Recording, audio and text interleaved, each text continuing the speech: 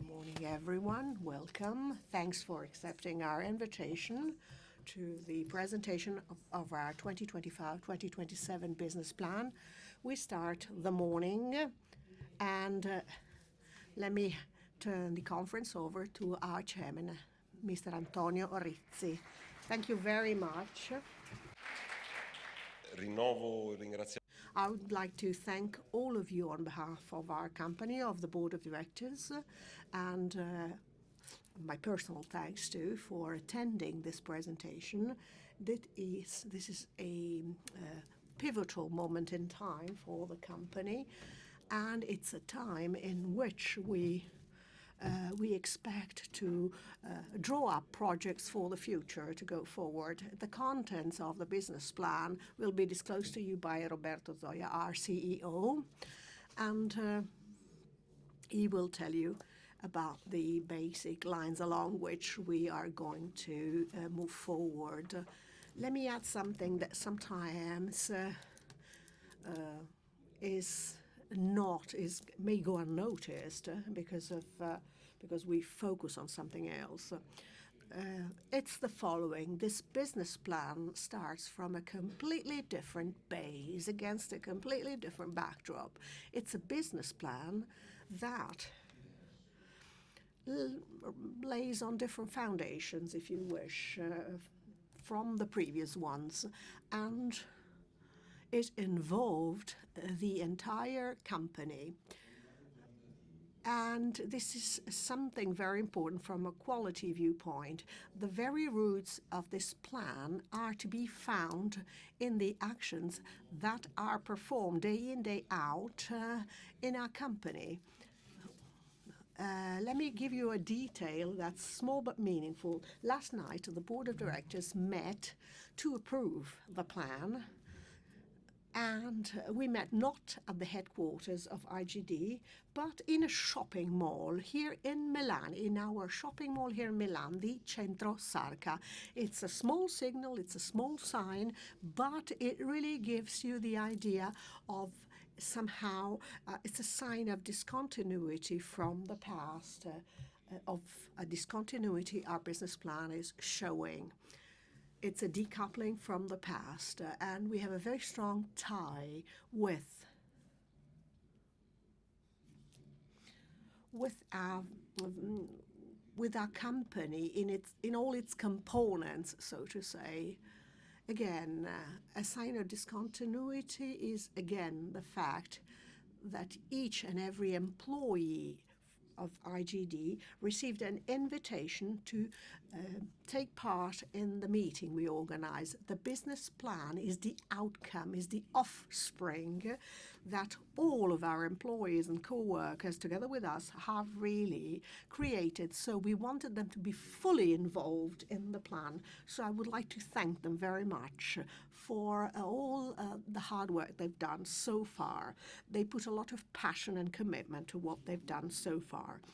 And let me add something else, because of course then you all want to hear about the plan, the nitty-gritty, so to say. Yes, the nitty-gritty and of the business plan. Let me just add one more thing.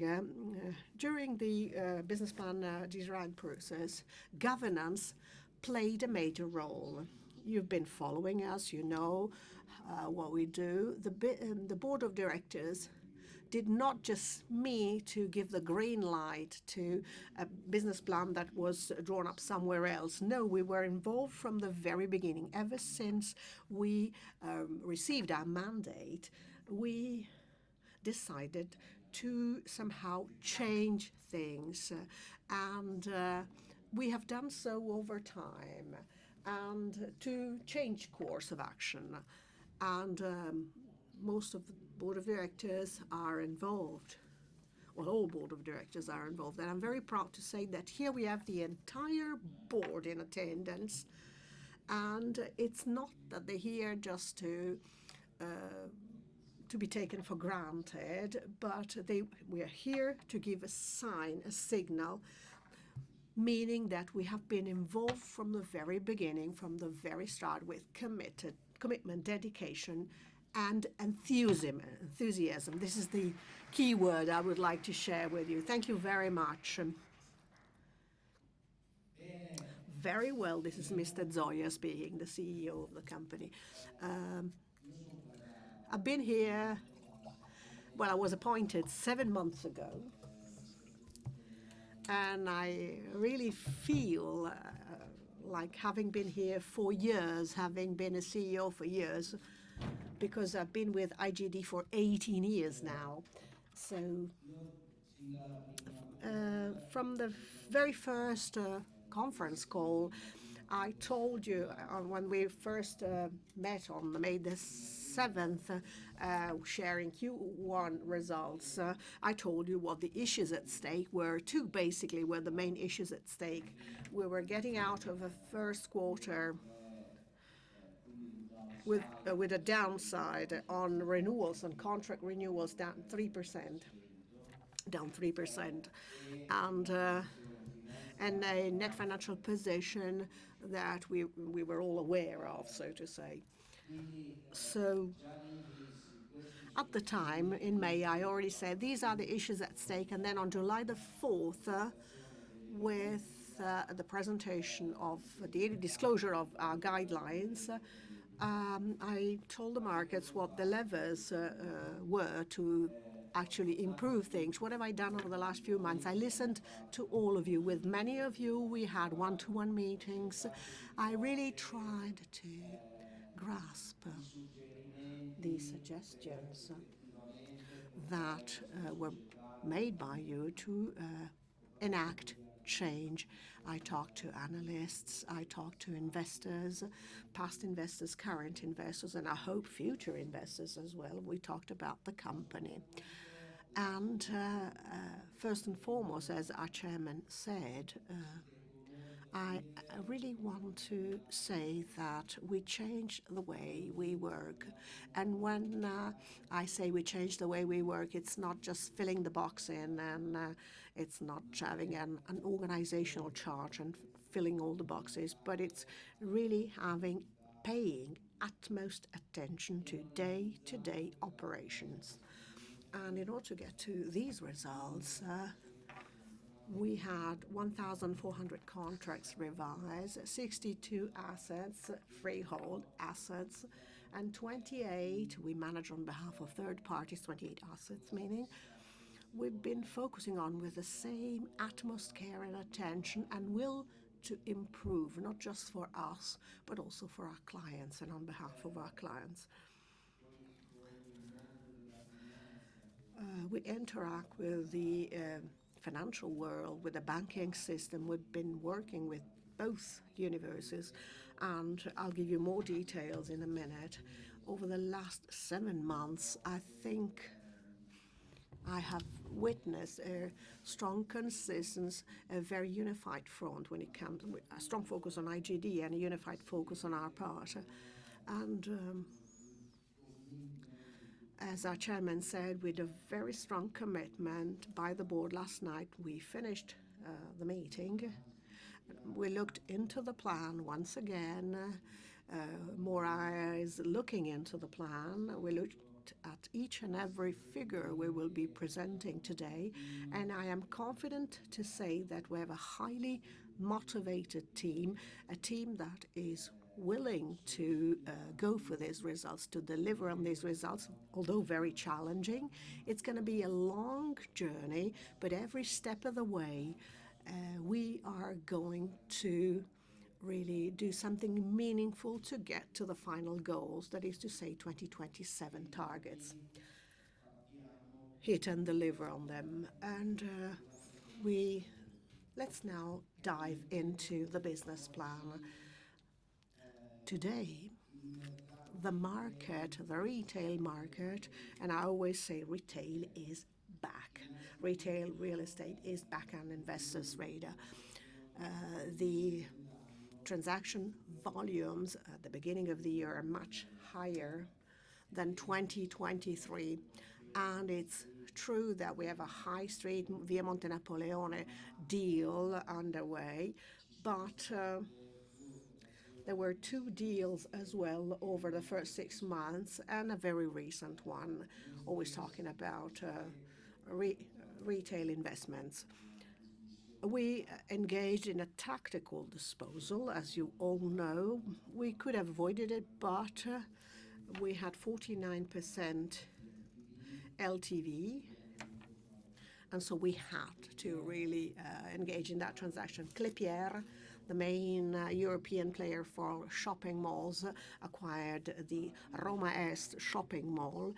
And the main transaction, the main deal, is the very recent one. It's Krielos who was involved, and it was in Palermo. And what does it tell us? That it tells us that retail real estate is a different asset class.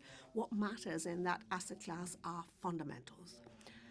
And think of an American investor, for instance, buying an asset in Palermo. Think about that. It's not something easy, but I know that asset very well, and it's a fantastic asset. Its performance is really good. The occupancy level is one of a kind. The turnover, again, is unique. So in order to understand retail, you have to understand what the underlying assets are. You see, there's no Milan here. You have Rome, Roma Est, the eastern part of Rome. So it's Palermo, and this really makes us say that if you manage your assets well, you generate a positive performance, and then eventually markets really understand what you're doing. The chart below that tells you that retail is the asset class providing the higher returns than logistics, residential or hotels. And it can become a very important lever to action for transactions going forward in the coming years. I hope that the repricing we've made over the last few years, you know that IGD, unfortunately, we had a lot of write-downs and impairments in excess of 200 million. But I want to give you my word that today we are sitting on assets at market value. We did not play the role where we had to defend our positions. We paid a lot. We paid because we had to sell. We paid a price in that respect, but the yield in our portfolio today has stabilized, and I can say that it's higher now and therefore more appealing than other portfolios you can find around the industry. Let me say that I'm sure many of you know that in addition to being the CEO, in addition to my role in 2020, I looked at all the properties, properties Italian and internationally. Why don't you become the chairman of the Shopping Mall National Council, the CNCC, it's called in Italy? At the time, they were telling us you're dead because of COVID. Everyone will be buying from their couches, from their sitting rooms, and you'll be dead soon.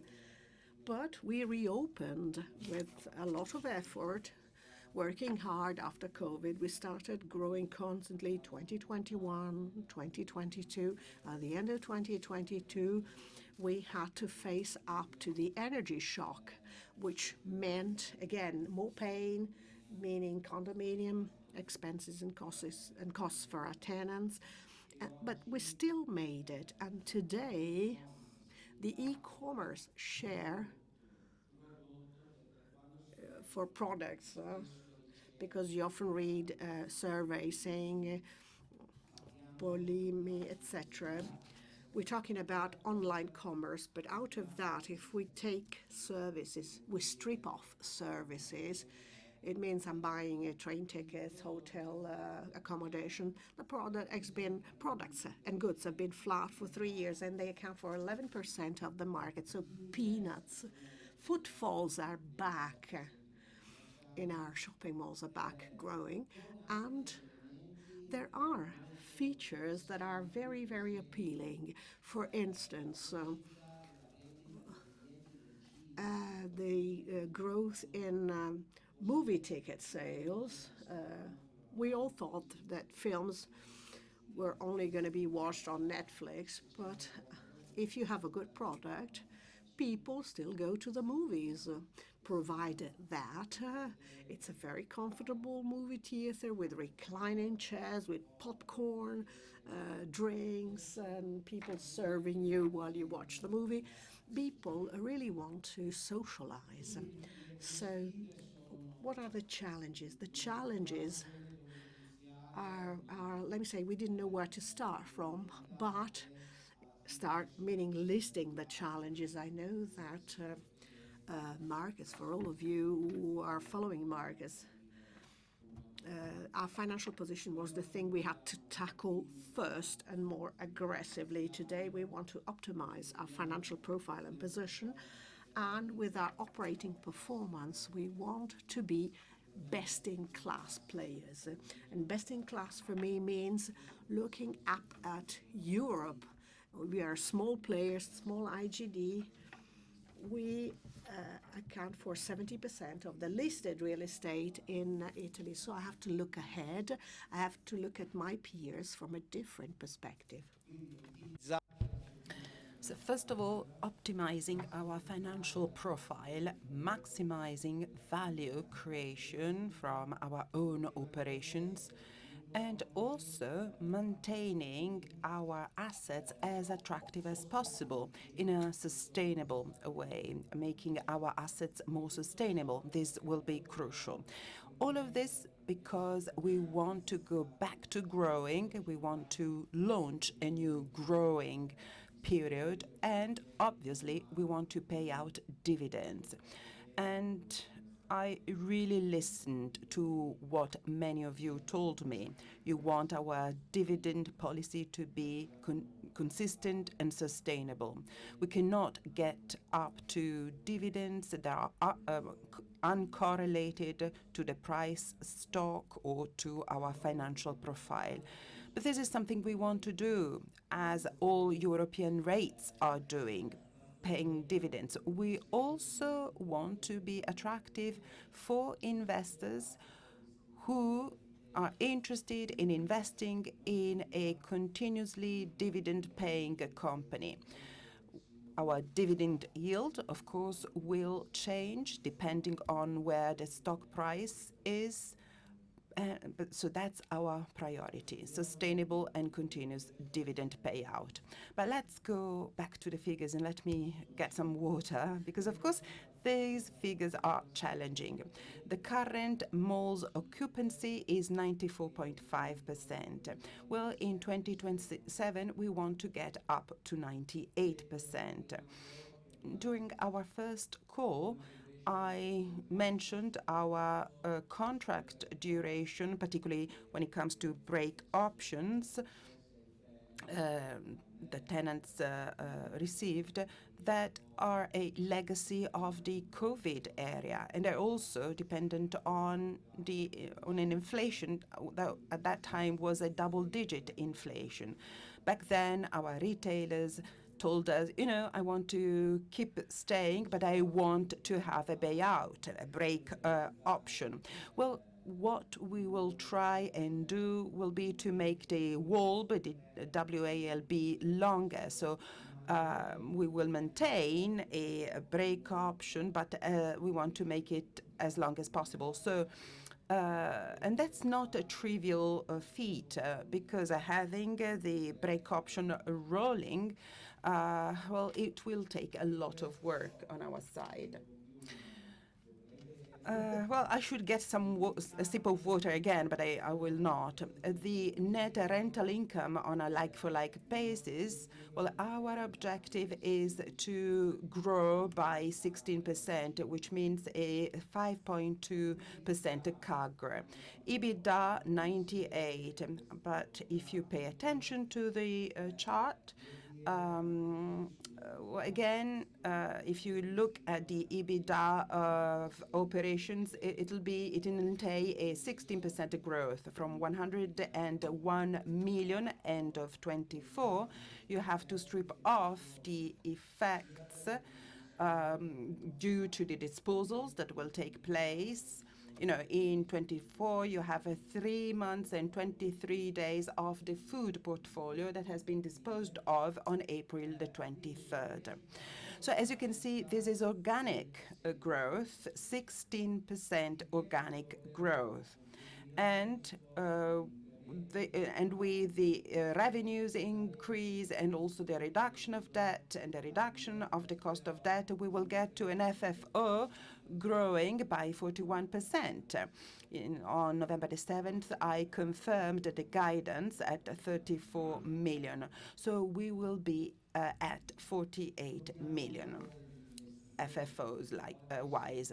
But all of this takes investments. If you want to attract good names, good brands, you have to change your mall's layouts. You must create what is called the shell and course, meaning the shell and core. So the shop will have this and that fitting. So it's a total of 50 million. And this is both commercial investments, ESG investments, and maintenance. Extraordinary maintenance of our buildings, which means 0.50 every year out of the total portfolio value. If you own a house or a flat, you know that every year you spend much more than 0.50 of the total value of your home. So you see, we have been painstakingly looking at where this 50 million euros will be spent. The total loan to value will be 40%, which makes us feel very comfortable as our peers. Well, there are some few names that are firing slightly better. Some of them are at 41, 42, 43. But this loan to value will make everyone sleep nice at night. We all have a priority, a clear priority. You know that IGD has a 570 maturity in 2027. That's our maturity wall because of the investments that we did in 22-23. We had some time ahead of us to think it through, but we decided to make it our own priority, our first priority. We wanted to reduce this 2027 cliff. We wanted to extend the maturity because this will help us look at the world with a more rosy lenses. We also want to reduce the cost of debt. The most recent transactions, for example, the 2023 bond, were quite expensive.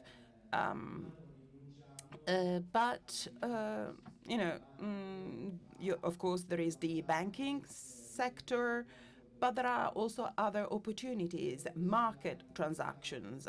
And I think that what happened last week was very important. Our investment grade rating has been confirmed, and this investment grade rating allows us to finance to finance ourselves as an investment grade company with the banking sector. At the same time, if the conditions are good, we will grasp the opportunities and go to the market to reduce our cost of debt. We also want to reduce our net financial position.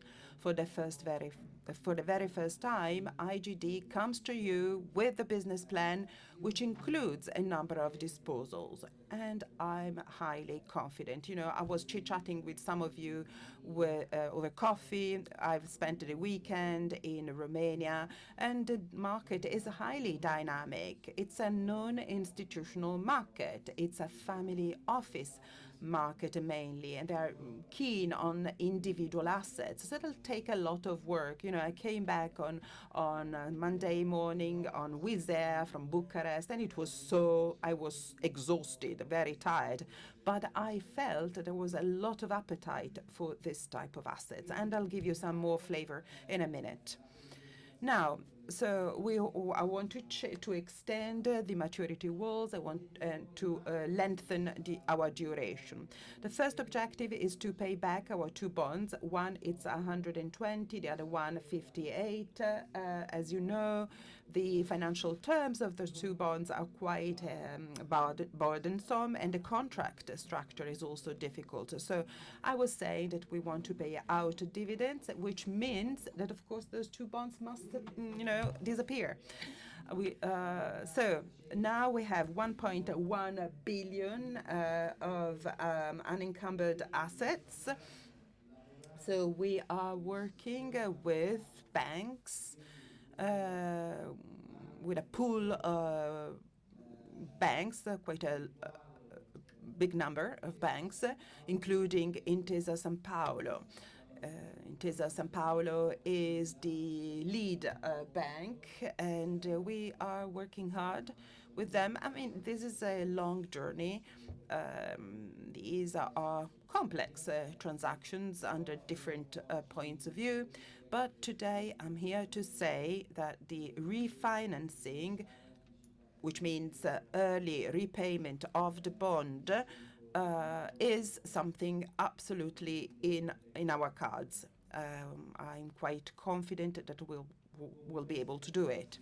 Well, with these two transactions, refinancing and also repayment of the bonds, we will be able to extend the maturities, and we will be able to reduce our debt position. And then disposals. This will take care of our LTV. I said that we will, keep a sharp eye on the market. If we see opportunities, favorable tools, why not? Dismissals. Well, Romania, as you know, and you've asked me about it several times, you have been telling us this for a long period of time. I said it in the past, but in this plan, it's written there, black on white. We will have a gradual disposal project, 70 million in 3 years. I'm absolutely confident that by selling our assets one by one, we will get there to the 70 million euros. And this will have two benefits. First of all, we will get money to reduce our debt. We will be able to reduce the costs, the running costs of the Romanian assets, even the headquarters in Romania, the overheads cost, because we have branch managers. So by selling the asset, we will also we won't have to pay the headcounts. And then we will to develop 3 major areas in Livorno. On September the 3rd, Primark opened in Livorno, and this opening really doubled the footfalls. And we are super happy. We were able to sell 115 flats at a 30% higher price compared to the average Livorno residential price. I love bricks and mortars. I loved bricks. Having an hotel, having additional residential spaces would be ideal. So it's not easy for me to sell it. We have started the activities and the works in the harbor. Some of the piers are complete. So that's a very interesting area. I love it. But unfortunately, we cannot afford to invest additional money on this without an immediate return. So these are the 3 areas we will be working on. The projects, the permits are dating back to 2007, so we are asking for permit renewals. It's not easy. There are some areas we cannot do anything about it. For example, the Medicean Wall. It's not easy to have a permit, but we're working hard on it. So I think that these 20 million euros in these 3 areas is something we can easily reach. And then there are some bits and pieces, old assets that we acquired years and years ago, worth some 10 million euros with very low yields and returns. So with some value add transaction, we will be able to include them in the disposal package, which means having embedded in our business plan another 100 million worth of disposals. Let me go back to Romania very quickly. Romania is not a product for investors. We have one premium asset, which is fantastic. It's Ploiesti. It's a large city, 30 minutes from Bucharest. It's close to the town hall. There are international brands involved, 40 million at book value. And then we have medium-sized assets and minor assets. So it's not easy to one single player to interact with. The premium asset would be for institutional investors, whilst with family offices, private investors, or maybe some other more structured investors, we could look at single assets.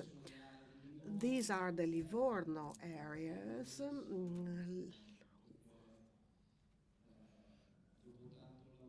After we worked hard, I think this is a recognition among the global projects that will be presented at the MAPIC exhibition for the Best Urban Regeneration Project. We are among finalists. And we are together with Potsdamer Platz in Berlin. But being finalists is already a reason to be very proud. And we completed the sales of the different flats with the opening of Primark. We more than doubled our footfalls at the Officine Storiche Mall, and the three premium areas that are close to water, let's say, they are part of the disposal plan. Let's have a look at the core business. As I said before, up 16% is the target, and you probably are going to ask me, how are you going to get there? And I'm going to get there because our idea is to actually interact with our tenants in a different way.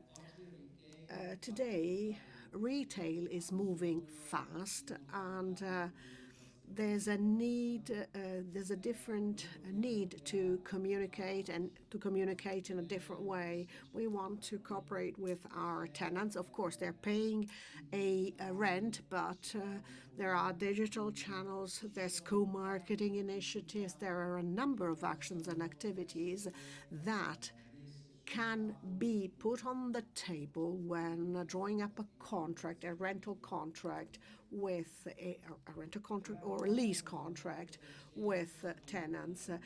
To get to 48%, 98% occupancy, we have to attract very important brands. Our merchandising mix, it means we're very fast already. IGD versus other companies versus other players, we have a strong point. Well, our weak point is that we are small, but our strong point is that regionally we have our people, they have my cell number, and every time there's a transaction at stake or an action at stake, in 1 second we make the decision locally. And so we are constantly changing our merchandising mix to really seize the most appealing opportunities. We are testing new formats. We are working a lot with temporary stores as well and temporary formats. Before we take up a commitment, we wonder whether or not that specific activity is worth it. And then we have some specific areas that are zero rent and we pay common fees, but we have to really enhance them, maybe changing the destination of use. Target is 2.5 wall, 4.2 malls, and we still have 8 hypermarkets with a very long contract. And of course, as years go by, it will be reduced from 12.9 to 9.5. And that requires a lot of work. What we're doing with our leasing division, as we get contracts come in, we rule out break options and try and extend the contract duration. As to data, of course, this will be of paramount importance. Recently, as CNCC, the Association of Shopping Malls, we had an agreement with Confimprese grouping or pooling 450 brands.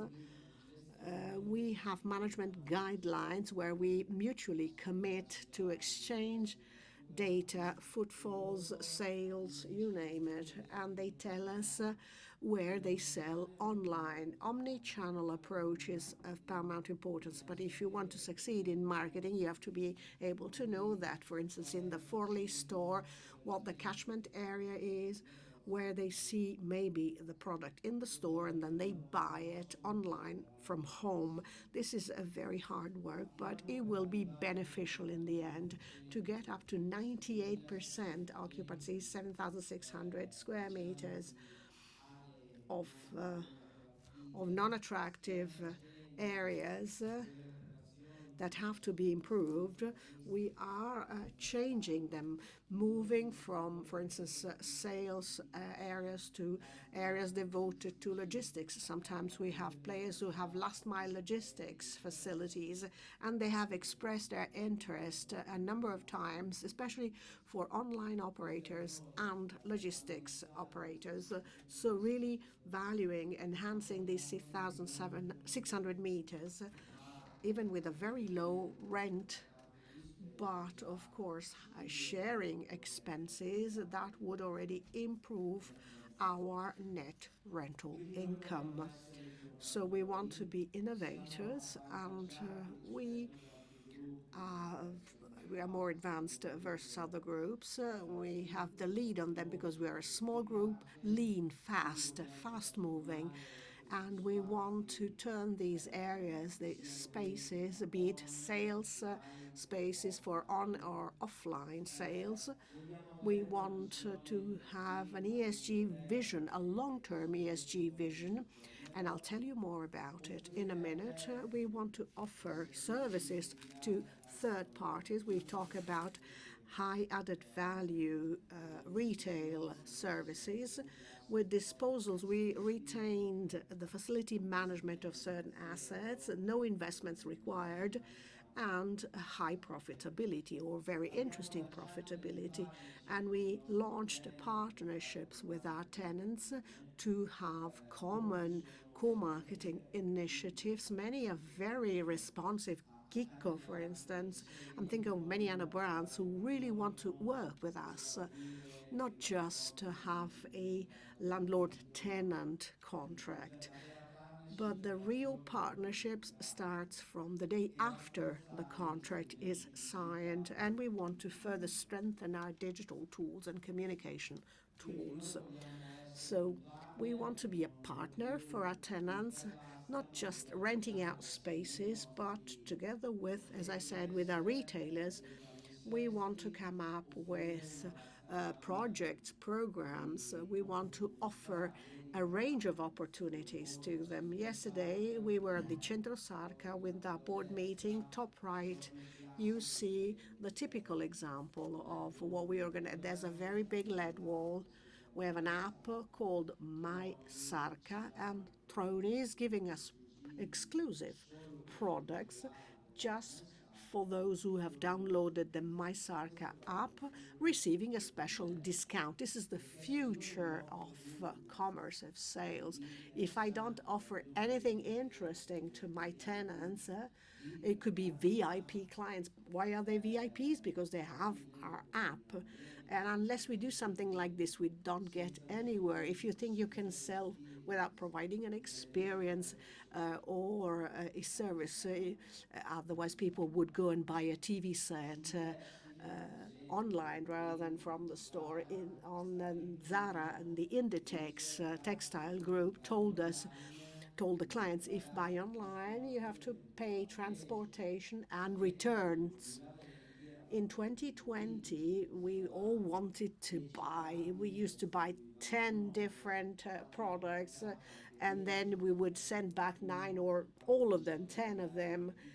And people started to change labels on the, and they would be cheating, but they would be discovered straight away, and they were wearing those clothes on Saturday night at the disco, and then they would return it on the Monday, so they would be found out. And retailers have extra costs on online, so they have to somehow favor physical sales over online sales.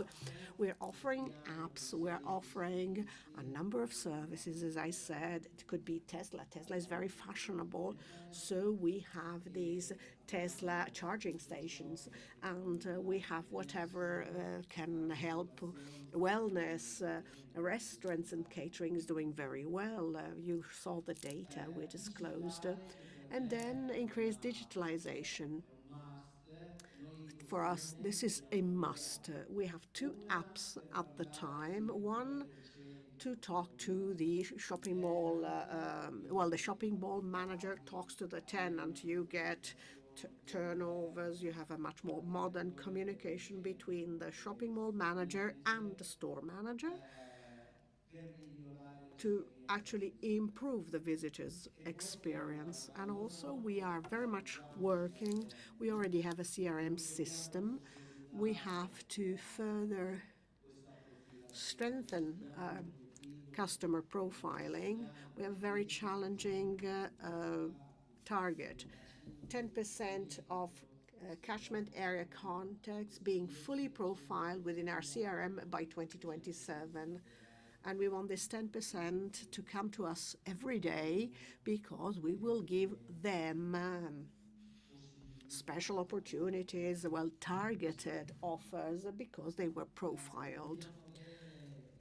We need to use technology to improve our one-to-one relation with clients and customers. And we have to become one of a kind when it comes to relations with visitors and tenants. We have 2 master lease contracts. One expires in 2026 and the other one in 2027. In our accounts, they weigh a lot because it's a fair value impairment, mathematical fair value impairment. We have to somehow cancel them. We had 3. One was there was a resolution was removed in 2021, retaining all services for the owner of the building. We have maintenance of asset, property, facility, marketing, everything included. So these we have juice fund and food fund with Savills SGR and the other one with Prelios SGR, and those are assets owned by third parties, but they are providing a very good performance. And we were very much appreciated, meaning our service was very much appreciated. What can we offer to third parties? We offer a facility management that is all in-house. We have marketing, we have facility management, we have technical setups to do pilotage project and construction. And we do so across the board. We managed everything directly across the board. So we will be able to go to third parties and offer those services. Numbers, meaning profitability, net profitability is 2 million by 2027 with 0 investment and a lot of opportunities to grasp. Investments, we mentioned them. We will keep working on the digital. We will also invest in ESG-specific operations. Climate change is, of course, a very topical issue. These are some examples of what we do with our assets, proving our passion for them. If you take the Livorno Primark, we'll transformed a garage area into an inventory area so that they could better manage their floors. We transformed another area into a gym in Bologna. Then we also did some remodeling of our hypermarkets. Hypermarkets now tend to be smaller, like medium size. And this proves the total flexibility of our assets. We've set some challenging targets.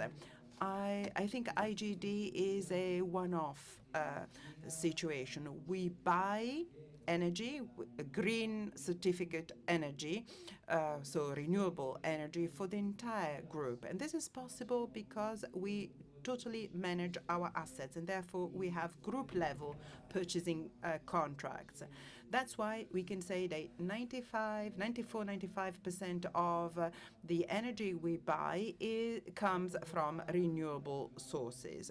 Photovoltaic, we have some 12 systems. We're also working hard with the artificial intelligence. Artificial intelligence enables us to really optimize consumptions depending on our outside temperature, light. The AI system enables us to reduce our consumption. And of course, we will have to add new recharging station for EV vehicles. Challenging targets: reduce CO2 direct CO2 emissions by 40% and reduce our Scope 3 emissions by 20%. Scope 3 is indirect emissions that are somehow connected to us. So these are challenging targets, and we can reach them only by involving our tenants and making sure our tenants have implement best practices also when it comes to energy. We also want to reduce risks along the value chain. We want to involve our partners and our stakeholders all around. We've launched two policies. One for the supply chain, which means that our suppliers must abide by this policy, which is mainly about human rights, safety in the workplace, etc., waste management, etc. And then with our tenants, you've got good tenants who, for example, Inditex, but many more, are very keen themselves. And in our contracts, we want our policy to be a binding part of the contract. And we also want to develop a true diversity and inclusion policy. I told my people, please do not give me random numbers like 50-50, 50 men, 50 women. I think our policy will really show that gender equality is strong and paramount at all levels.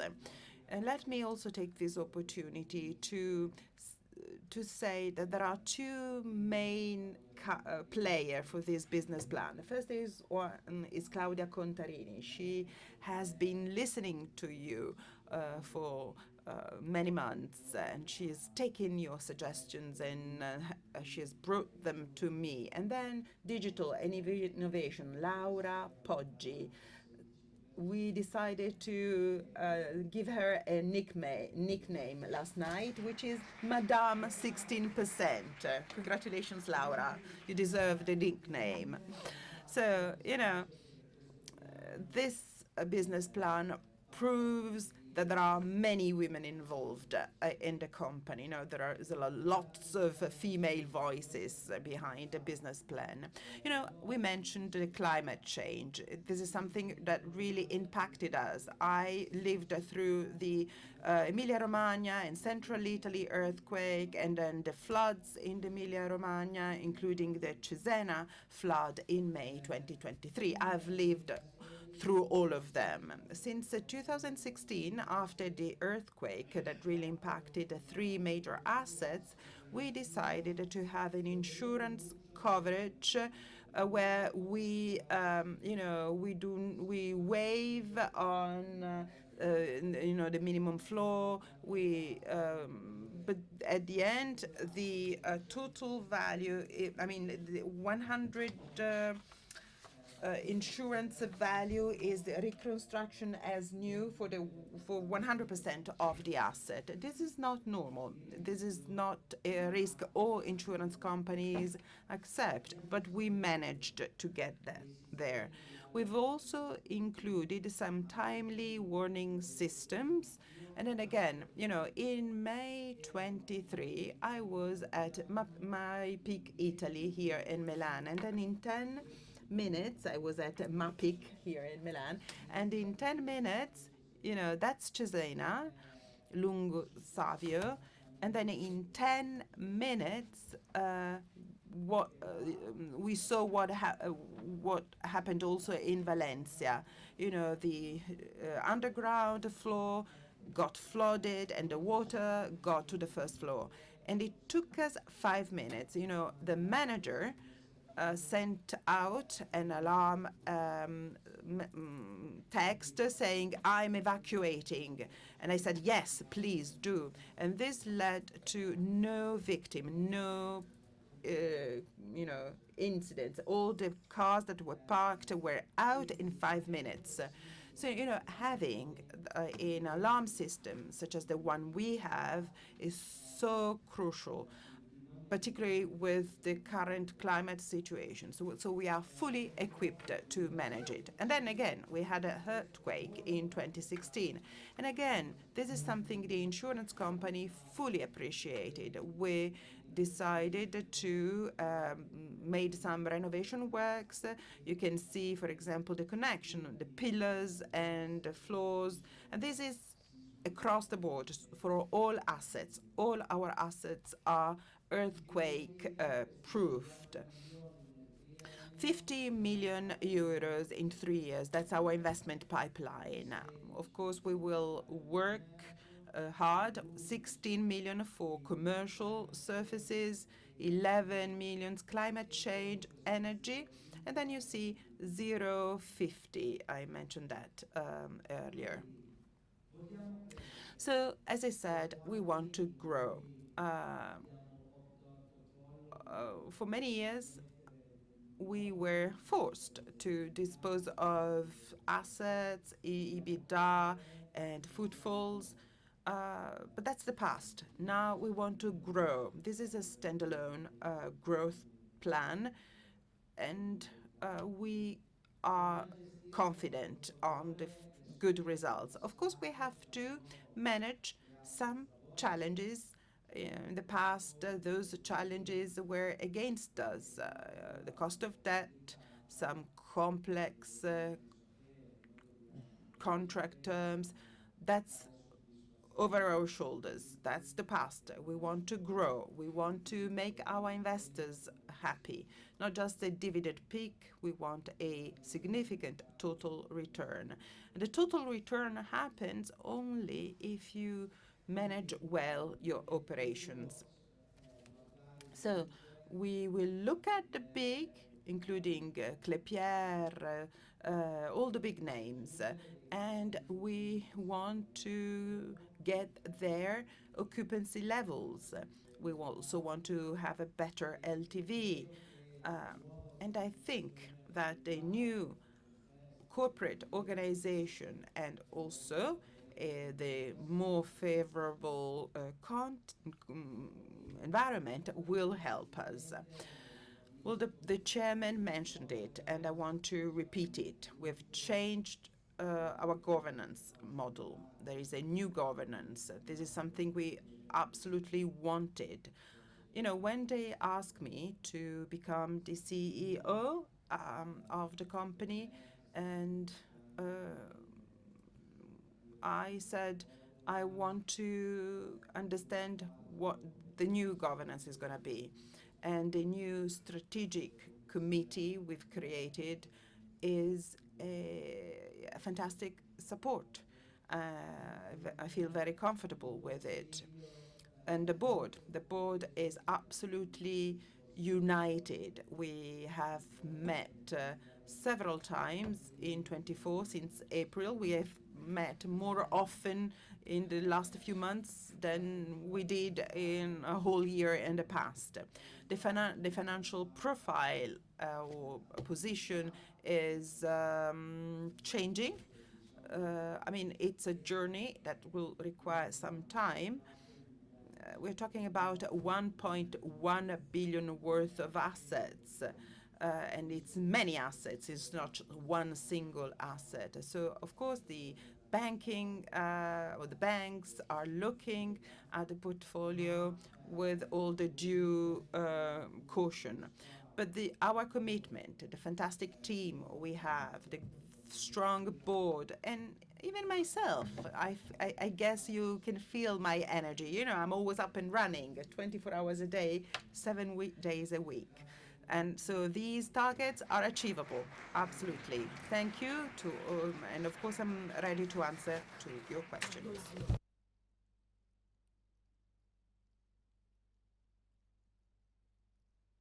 Diamo inizio alla sessione. So we can now open the Q&A session. There is a colleague coming to you with the microphone. And of course, we also get questions from Zoom. Simonetta Cariocchi from Mediobanca. I've got a couple of questions. The first one has to do with debt. So what's your cost of debt hypothesis in your FFO target? Second question, dividends. You said you want to go back to pay out dividends.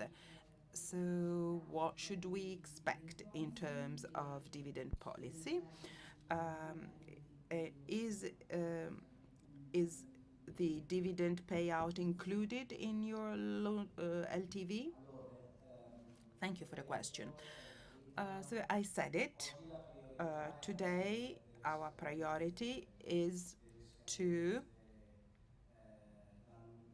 extend the maturity wall. We will immediately see a reduction in the cost of debt. You know that the 300 million in the bond cost, almost 8% rather than 8.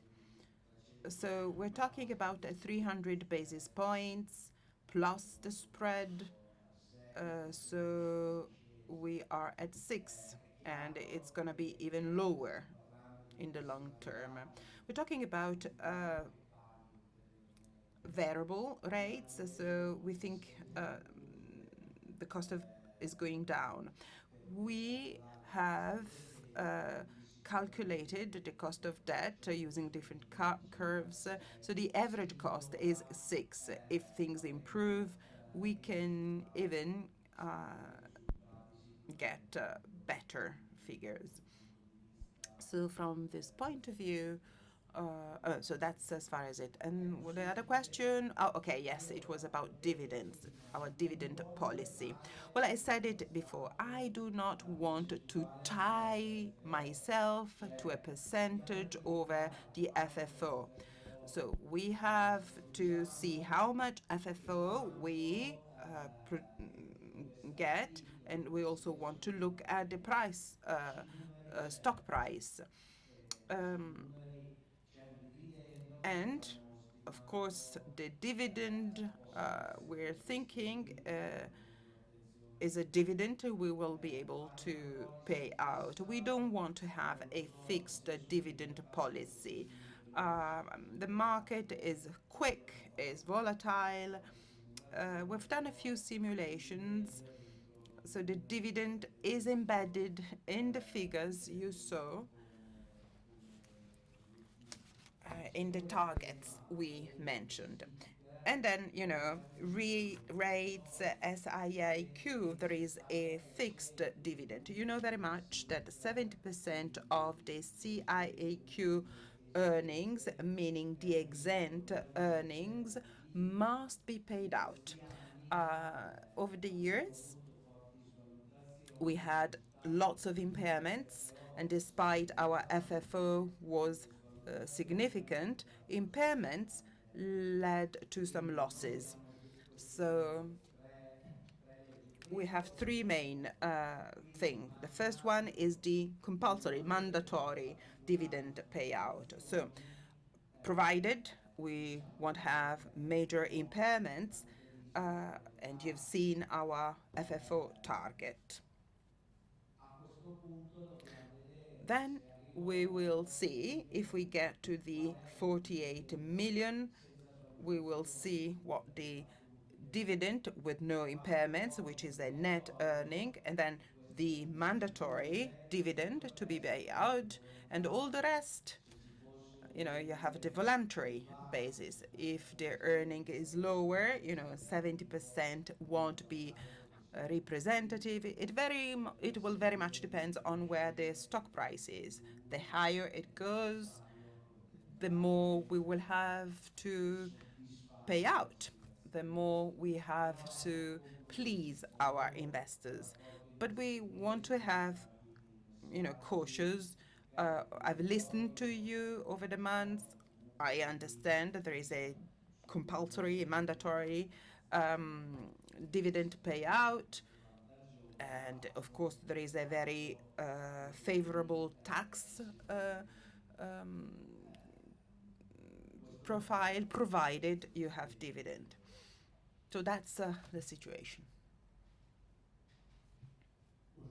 Good morning, Banca Agros. Thank you very much. Thank you for the presentation, but I've got a couple of questions. The first question, the loan to value target at 27, is this an optimal capital structure, or do you think that in the medium long term you will get even lower than that and having some more leverage? So that's the first question. Second question on the dividend. I understand that, you have this SIIQ legislation, and how flexible can you be in paying the dividends in order to prevent volatility one year to the next? The third question on the market. The retail market see the expansion of small and medium-sized businesses, particularly in the food segment. So is this a challenge for your business model, which is mainly concentrating on malls? And also, can you give me an example of a mall where, with a change in the tenant mix and in the merchandising, you have been able to increase your rental income? Well, thank you. Right now, the 40% LTV is a good benchmark, also if we compare us to similar companies. So we think this 40% is quite comfortable. During expansive market, you might even get higher than 40%. And going much lower than 40%, we don't think that's absolutely efficient. I think that 40 is a good level. Capiere is slightly below 40. CSR, if you get to 38, that's fine. But going down to 20 or 30, I don't think that's efficient. I don't think everything should be equity. And this provided that the market conditions are interesting. Being above 40%, well, it very much depends on the market situation. What I can say today, that's our objective, that's our target, 40%. And until we get there, We won't do any asset rotation. Second question, dividend and the SIIQ legislation. Well, in the past, I don't understand if the appreciation is that important. If you appreciate your assets, of course, the LTV goes down, but then you, you have to make sure that that those assets can be on the market. So unless unless we have a major appreciation, the earnings is very close to the FFO. Then if you strip out non-exempt margins, for example, service margins, i.e. the 2 million euros I mentioned before, well, those 2 millions are taxed. That's not a part of the mandatory dividends. So it is part of the group FFO, but it does not contribute to the dividend. So I do not see major changes. And again, let me repeat it. Based on what we are doing it right now. I love to listen to you. I don't want to tie myself to rigid policy. We will see how much money we have year after year. We will look at the mandatory dividend payout. We will look at the stock price. And having seen all these things, together with the board, we will suggest continuous and sustainable dividends. Final question, retail. I said it during the presentation. Major hypermarkets, big hypermarkets are becoming obsolete. Hypermarkets are becoming smaller. In some areas, in some geographies, reducing the hypermarket's surface was not a success story. You have hypermarkets with food and non-food products, and those hypermarkets continue attracting people. However, currently, the most profitable model is 4,500 sales surface, which is a good equilibrium. It attracts more than the small surfaces, 1,000, 1,500. Okay, you asked for an example, and actually this is an example we mentioned during our board yesterday. In Conegliano Veneto, we reduced a hypermarket surface down to 4,000 square meters, a lot of food, some accessories, and then opposite, Aldi opened a store. Well, our little hypermarket keeps growing in terms of sales and in terms of margins, despite all the opening next door. And this proves that in that catchment area, clients ask for a wide product mix. So the reduction of the surface of the hypermarket, the change of the brand mix, we now Inditex, Stradivarius, we were able to grow in terms of rent, footfalls, and sales. But you have to be careful. I mentioned Livorno. Livorno,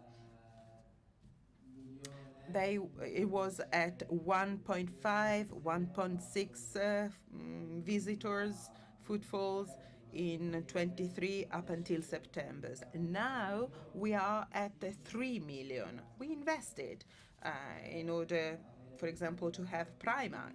And we know that having attractive brands is expensive. I do not believe so much in food, unless you have offices nearby with people needing to have,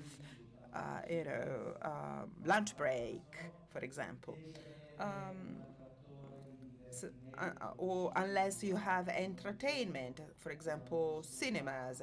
In Livorno, we have Wappi, which is a funny entertainment area. You can play bowling, you can play soccer, five people soccer, and this is for everyone, not just for young people. Those type of entertainment areas uh, attract food. So you really have to painstakingly analyze your catchment area. So you can have food if you have a good catchment area. Um, so small or medium high, or low or medium high. In Conegliano, it's medium high. That's quite typical in the Veneto region.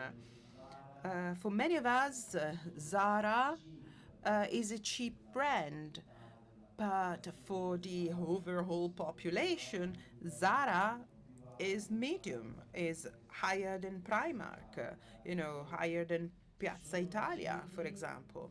But there are other catchment areas where low brands pay out. For example, in Sarca, Pepco is a Polish brand, and they're selling extraordinary well. There are, Deichmann as footwear, and they sell a lot. It very much depends on your catchment areas. I'm quite lucky with my people and my company. 30 shopping malls, 30 store managers or shop, shopping mall managers, and they are my ears and eyes. I get a detailed report on a monthly basis, footfalls, product mix, marketing activities and initiatives. So, you know, uh, when I was the director of the network, I always asked for those reports. And then when I became CEO, they asked me, "Do you still want to see those reports?" And of course, I said, "Yes, I do." And I spent, a long weekend looking at those reports, and I find fantastic information. For example, marketing initiatives describing what's required for that catchment areas. The report will say for this catchment area you need this initiative. I meet often with Laura, even late at night, and these are the things we talk about. In Conegliano, we must pay some good money, for example, for Zara, but that's what needed in Conegliano. In other catchment areas, we have to go stronger on food. Right now, there are some food brands with some good private equity funds which are developing a lot. Sometimes we have to slow down them, you know, because before opening a food corner, you really must look at the catchment areas. We need residential areas, you need offices. There are some areas where even eating a pizza and a Coke will cost you 18 euros. And in the same catchment areas, you can go to a simple osteria or trattoria, which will cost you even less than 18. Take southern Italy. There are areas in southern Italy that having quick restaurants will be an expensive option. In southern Italy, you go to any bar and have what they call a arancina, which is a fried rice ball for 2 euros. So in those areas, having a restaurant in the mall is not a good idea. So that's a lot of things to do. And for me, going to the malls and look at them, analyze them is fun, is what I love doing. Um, I look at the leasing structure. So now we have a different way of working. We used to have a steering direction with 5 people. Now we have committees. We have one committee which is called Business Operation. So it's me, Laura, Gianluca, and we also have the top managers. And from those meetings, you always come up with a new idea, with a fun idea. For example, we uh, we want to listen to everyone's advice. So it's not just ticking boxes, it's a different way of working. To answer to questions such as you asked about the tenant mix, about the merchandising mix. It's a store, mall by mall, asset by asset analysis approach. Good morning. Good morning. Good afternoon. Good morning. And thank you. Intermonte. I have a couple of questions um on your assumptions. For example, revenues. You know, you were mentioning a 16% growth. Could you break it down? You mentioned occupancy, but what about upside? Some breakdown. And then portfolio value, valuations.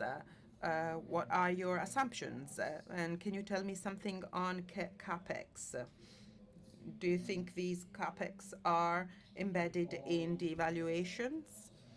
And I've got a difficult question probably on the two bonds refinancing. You have good assumptions there, good expectations. What about the timeline? Anything you can share with us? Uh, Short term, are you considering paying the dividend in 24, you know, being paid in 25? So that's the question. These are my off. I'm happy that you stopped. Thank you, Federico, anyway. Oh, talking about revenues, we considered slightly less than 2% in 25, and then again 2% at 26, 27. But that's not across the board. That's not for all the assets. Well, uh, there are situations where we're not including the ISTAT increase. So in the 5-2% CAGR, you have embedded 1% inflation and 4% is above inflation. And this because the new contracts, so let's say if we sign a contract today, in November, the first instant increase will be in January 26. So we have 1 year at the same level. So for all our 1,400 contracts, we've looked at them one by one. On average, um, it's 1%. All the rest is organic growth. Then refinancing, I would say first quarter 25. Of course, the sooner we close it, the sooner we will have the money. So want to go to the General Assembly in March with a clear dividend proposal for 24. So I think we will be able to do it. As far as the net rental income, you have the instant growth, but we will pay a close look at the costs. So on the one side, you have revenues growing, but then most of the margins depend on the cost reductions. And there are two main items. First one being the occupancy. So the owner will not pay the vacant costs, and then the new contracts. contracts where we will limit the number of contracts with a maximum cap for the tenant. So, even the big names have accepted the idea that given inflation and the cost of energies are not rigid and fixed. In the past, if your cap was at 50 euros per square meter for condominium expenses, and when energy doubled, you know, those extra costs were paid by us. Now, this applies to ordinary expenses, but then when it comes to utilities, the tenants know that if the energy price goes up, they will have to pay for it.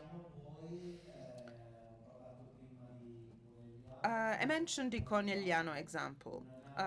We have done a very precise, detailed asset by asset analysis, and we are expecting some good organic growth. We have the Mare Grosseto mall, where we have Zara and other nice brands, Stradivarius, Bershka. We have Decathlon, we have a gym, we have a nice supermarket, which had a nice size. And, you know, whenever the contract reach their maturity, we always have a nice upside. In Ravenna, we are working hard on re-commercialization with some upside expectations. Yesterday, as I said, we were at the Centro Sarca, where we have some value add work to do. There are some limitations in terms of the sales area, and we're getting rid of those limitations. So if we replace the current services with, a textile company or a shoe wear company, there will be some nice upside. And then very soon we will open a supermarket. It used to be an hypercoop. It has been sold to a player who's a leader in Campania. And again, the assumption is that our revenues will grow nicely there. So again, it's an asset by asset approach. Impairments.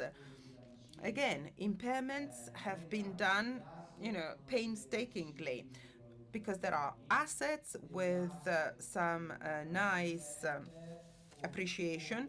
Other assets will remain flat, even after paying the capex. And then we have some less attractive assets where there will be some slight impairments. So, I mentioned the 40, and this 40 includes everything. And if tomorrow interest rates go up, if there is a world war, God forbids, that's our commitment. We want to get there to that LTV. Of course, subject to AB. But that's our commitment. 40 LTV.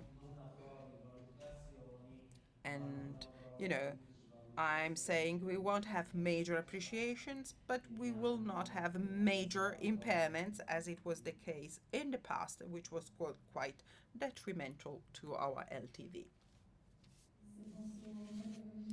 I have a last question, again, Intesa San Paolo, Arianna.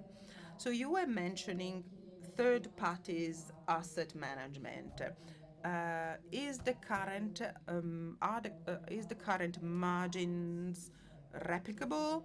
Is this something you're happy with? Yes, we are happy with the margins. And actually,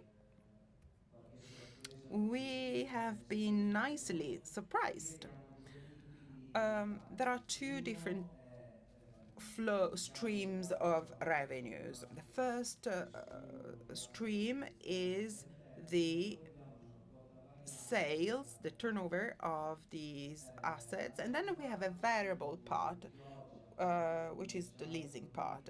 For example, in Chioggia, which went to the food fund, we had some three renovations there, and there we invoiced some 90,000 euros, and that was totally unexpected, but it was the result of our activities. So this is something I'd like to see, and it's included in the 2 million margins. Two master lease will be stopped, Fondi del Corallo in Livorno, and another one in Bologna. There we want to become the service provider of the owners. So the master lease will be stopped, but we will stay there. And this because of the asset of the relationships we have with the tenants. So those are very good contracts, margin-wise. And then, unlike other competitors, uh, which usually have an annual contract, on our assets, the consortia entrust us with the management. Well, I don't know whether you know that, but the managers of the shopping malls, the manager, the assistant, the area managers, I mean, their wages are paid by IGD, but IGD has a contract with the management consortium, which includes the management mandate. So 50%, we have 50% of our employees are paid by the tenants with the condominium expenses. So in our properties, we have the shopper center managements, and you have the area manager, the network manager, the director, and the assistant. We also have some more evolved services, for example, Savi on the Jewish fund, and then the Lugo hypermarket in Romagna, that was hit by the flood. IGD has taken care of the reconstruction, and that was a variable cost, and it was very profitable. So when I mention service to third parties, these are the activities I'm thinking about. It's leasing activity, it's asset and facility management activities, meaning the most added value type of services. Clients love dealing with people that want to create value and have their own mind frame. So this is something we are really working on. And then as far as the leasing business is concerned, we want to increase the assets under management ratio, because this will enable us to strengthen our relationships. You know,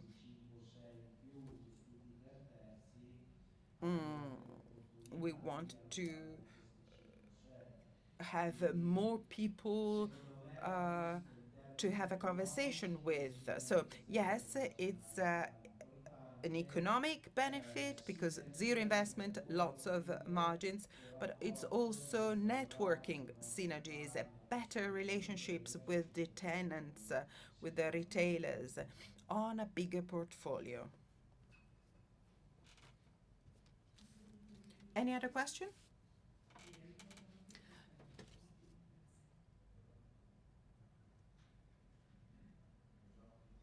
Good morning, Giuseppe Grimaldi, Paribas. I have a question which relates to operating performance, also with an eye on the ongoing negotiation.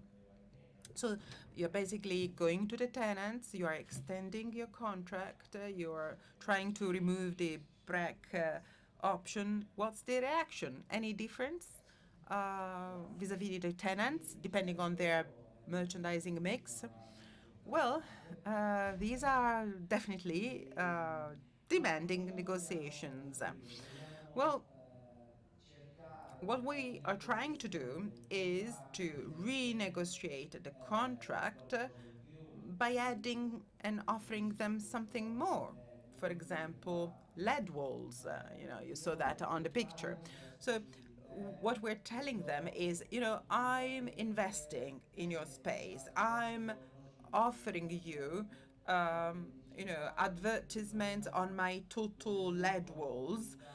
You can use those ads to, uh, you know, advertise your promotions or your offers. That's an investment for us. Um, on your side, we want you to stay longer. We want this marriage to last longer. So, of course, we're not calling all of them one by one to extend the break option. But whenever there is the opportunity, maybe the contract is expiring, or maybe an opportunity arises, we suggest the change in the break option. Uh, Rotation is not bad, to be honest. Even in the past, we've seen that rotations gave rise to nice opportunities.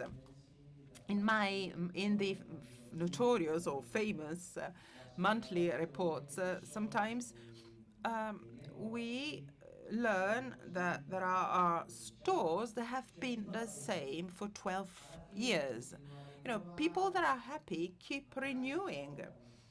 Um, but if you've restyled your malls, if you have been able to attract beautiful, attractive brands, those stores that have remained unchanged for 12 years will struggle. So if they decide to move out, sometimes it's beneficial for everyone. So rotation is not bad for per se. There are some examples of people that have been there forever and that are struggling because they're outdated. Mm, we do have brands that are dominant in their catchment areas. Take, for example, Centro Borgo. It's 30 years old. They have been there since day one. And of course, the manager would like to see a restyling from some tenants, and we do our best to nudge them to go to restyling. So it very much depends. However, our commitment is to have a longer WOLB, longer than it was in March. We were at 1.78, we're now at 1.9. So if we improve dot something every month, we will get to the target I mentioned. There is one question from the live WebEx. Should the refinancing transaction with banks be successful, will you continue with the bond, or do you already have a call for May 25? Well, the contract, the bond contract or the bond terms already envisage the possibility of an early repayment. So that's there.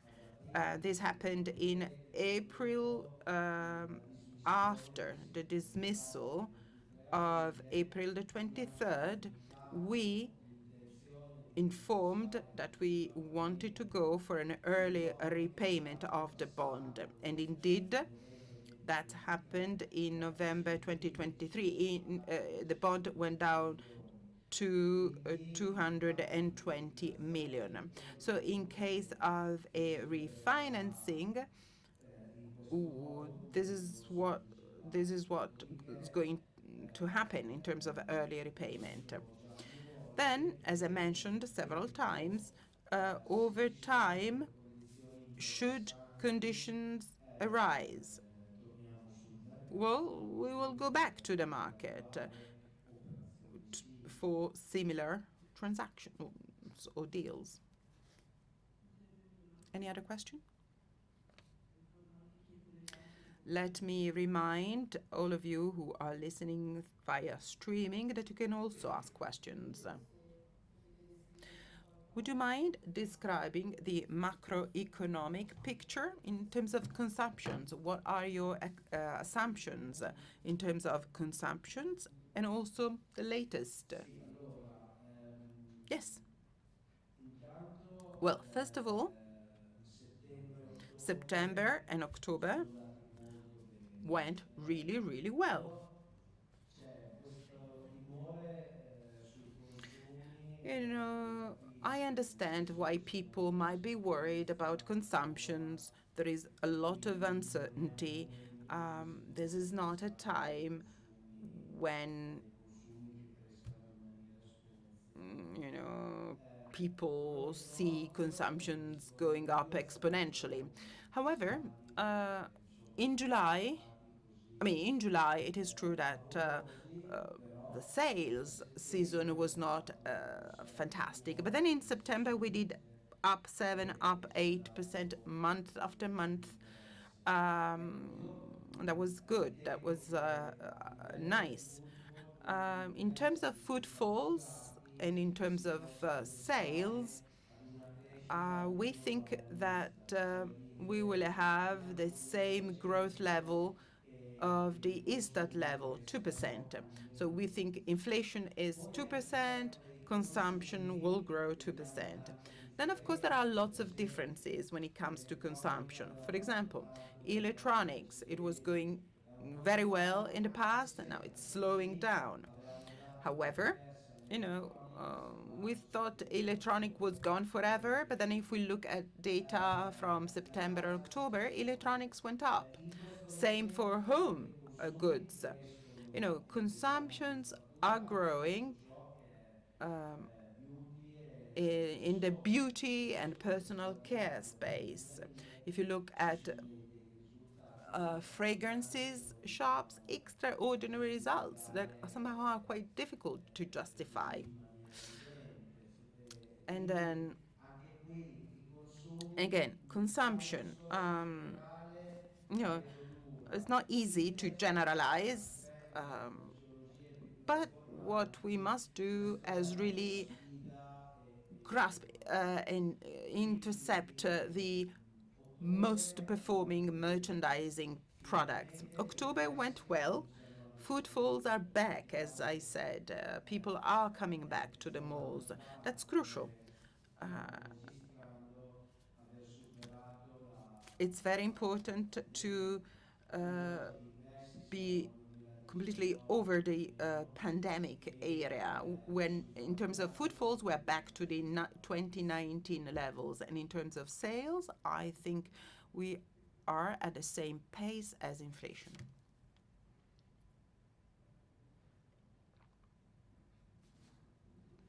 Any other question? Again, I remind you that you can ask your question from the webcast. I don't see any question from the webcast. I'll give it 1-2 more minutes to see if anyone wants to put forth a question from the WebEx.